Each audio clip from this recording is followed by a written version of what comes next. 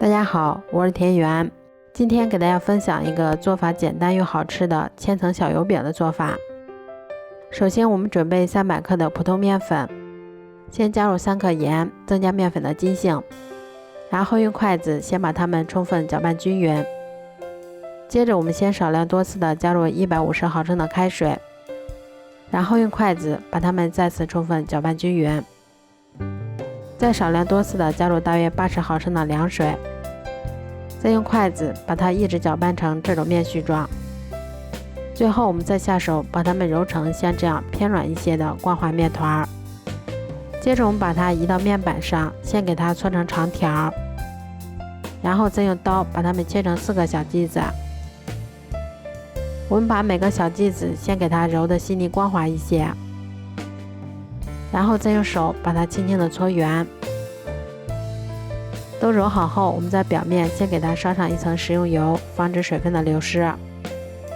然后再给它盖上保鲜膜，让它先松弛20分钟。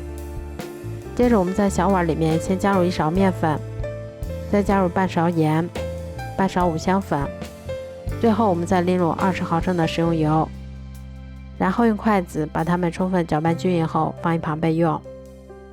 面团醒好后，我们先用手给它轻轻地按压成小饼的形状，然后再把它擀成一张厚度约2毫米的圆形饼皮。接着我们在表面先给它刷上一层刚刚做好的油酥，然后再像这样给它划上一刀。接着我们再像这样先给它从一边慢慢的卷起来，然后再把它大头朝下，用手轻轻按压成小饼的形状。最后我们再把它擀成一张厚度约2毫米的圆形饼皮，这样我们的生胚就做好啦。都做好后，我们把电饼铛先预热刷油，然后再把我们做好的生胚放入电饼铛里面，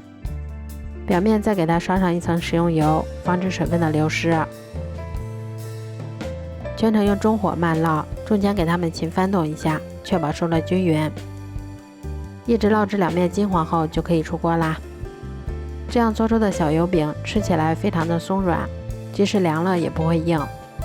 掰开以后，我们可以看到里面的层次也非常的丰富，